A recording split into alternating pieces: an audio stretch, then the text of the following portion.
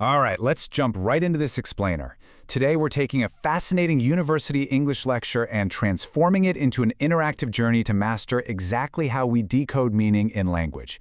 Whether you're a native speaker or learning English as a second language, the tools we're going to unpack today will completely change how you approach words and stories. Here is our roadmap for today. 1. Welcome to English 101. 2. The Dictionary Toolkit. 3. Finding words quickly. 4. The Tale of Raven and Gull. And finally, 5. Testing your comprehension. Welcome to English 101, Understanding the Course Structure. Now, what's kind of funny here is the professor's grading breakdown. The percentages they actually said out loud add up to 85%, but this chart gives us the exact accurate weightage for the assessments as spoken in the lecture. It's just a great little reminder that whether it's a pop quiz or a massive final exam, active comprehension is your golden ticket to capturing those points. So let's get into the actual curriculum. Moving right along, Section 2, the Dictionary Toolkit, Unlocking 9 Hidden Powers. Look, I know most of us just think of a dictionary as, a giant, dusty list of definitions, but it's actually so much more than that. The professor points out 9 completely distinct uses here. Sure, it helps with spelling and pronunciation, and it tells you the part of speech, but it's also kind of like a historian, giving you the Latin, Greek, or French origins of a word. It acts as the thesaurus for synonyms and antonyms, a cultural guide for idioms, and even a translator for foreign phrases you might bump into, like coup d'etat. Historically, it literally served as an encyclopedia for general info. Let's zoom in on that very first power for a second, spellings. Because let's be real, English spelling can be a total nightmare. Dictionaries are absolute lifesavers for clarifying American versus British variations, like theater ending in ER in the US versus theater ending in RE in the UK. The key takeaway from the professor here? Both are absolutely correct. But as a student, you've got to be consistent. Pick your lane and stick with it. The am or bra labels in your dictionary will definitely keep you on track. To really hammer home this idea of shades of meaning, the lecturer singles out one super common, seemingly basic English word. The word is spring.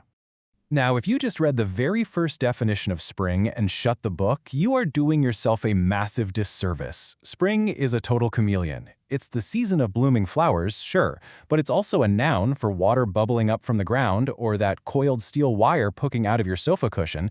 And wait, it's a verb too? Like a cat springing at a toy? This is exactly why you have to read down that numbered list to find the precise context you actually need for whatever you're reading. And that brings us to a real game changer, usage labels.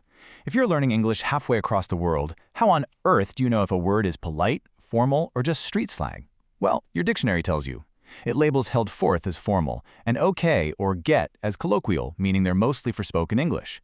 It'll even tell you that hard up is an idiom for struggling with money, and that cool isn't always about a drop in temperature. It acts as informal slang. These labels are basically your built-in cultural compass. Section 3. Finding words quickly. Navigating the dictionary efficiently. Okay, time is precious. Nobody wants to be endlessly flipping pages back and forth getting lost in massive books. The professor gives us 3 simple steps to stop wasting time. Step 1, you need to have your alphabet memorized so perfectly that you instinctively know the hierarchy of the first, second, and third letters of any word. Step 2, just quickly thumb through the pages. But step 3 is where the real magic happens. It's all about mastering guide words. These are the bold words sitting right at the very top of every single page, basically acting as your navigational beacons. Glance at the top left and boom, you know the exact first entry on that page. Look at the top right, that's the last entry. If the word you're hunting for doesn't fall alphabetically between those 2 beacons, don't even bother scanning the page, just turn it and keep moving. Such a simple but brilliant time saver. All right, moving on to Section 4, The Tale of Raven and Gull, a North American folktale. Let's put these comprehension tools to work on a story. Picture this, a world plunged into a permanent, freezing winter's night. In this myth, we meet a rather vain bird named Gull. Gull feels incredibly important because he is the absolute sole custodian of daylight, and he's hoarding this precious resource locked tight inside a cedar box, hidden away right beneath his wing. Obviously, the other animals are absolutely freezing and suffering. Robin's breast has literally lost its color from the lack of sun, so they call a big meeting on Meeting Hill. But Gull? He stubbornly refuses to share. He just struts around proudly declaring, "I was made custodian of daylight in the beginning of things, and I will keep it safe." He is just loving the massive power trip of having Raven plead with him. Well, Raven realizes pretty quickly that mere words just aren't going to work on his vain cousin, so he resorts to a little trickery. He magically wishes a large thorn into Gull's foot. When Gull screams out in pain, Raven plays innocent and offers to pull it out. But oh no, he claims it's far too dark to see what he's doing. He tells Gull he just needs a tiny bit of light. Gull reluctantly cracks the cedar box open. Just a tiny, tiny sliver, no brighter than a single star. But Raven needs more. So, pretending he can't quite see the thorn in the dim light, Raven sadistically pushes it even deeper into the soft flesh of Gull's foot. Gull just screams in absolute agony, while Raven is loudly shouting, "More light! More light!"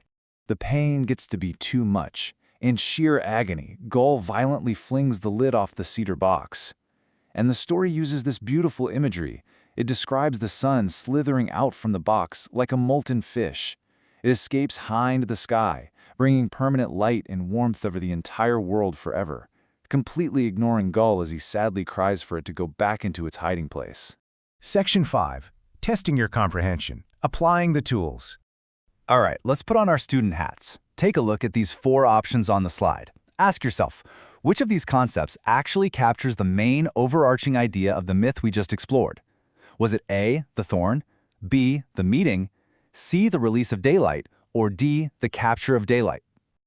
If you picked C, you hit the nail right on the head. Like the professor explains, the thorn in the foot and the whole gathering of birds on Meeting Hill, those were just minor stepping stones. They were plot devices that just pushed us toward the ultimate narrative climax, which was the permanent release of the sun over the earth. Now, let's do a rapid-fire test on how well you listen to the specific details, the true shades of meaning in the text. Take a look at these 3 statements from the lecture.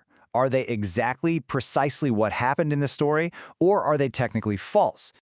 This table perfectly illustrates why precision in language is so crucial. First, yes, Gull and Raven are indeed cousins. True. But look at statement 2. The daylight itself wasn't kept under a wing. It was kept inside a cedar box, which just happened to be under the wing. False! And for statement 3, Raven didn't physically push the thorn into the foot initially. He just magically wished it into existence. He only physically pushed it deeper later on. Also false. Which brings us to the core takeaway of today's explainer. I want to leave you with this really fascinating final thought synthesized from the lecture. Whether we're looking at a Native American myth created by villagers to explain the sudden arrival of daylight, or a massive modern dictionary meticulously defining all the different variations of the word spring, aren't they both just beautiful human attempts to give structure and meaning to the chaotic world around us? Think about that the next time you look up a word, or just look up at the sun. Thanks for learning with us today.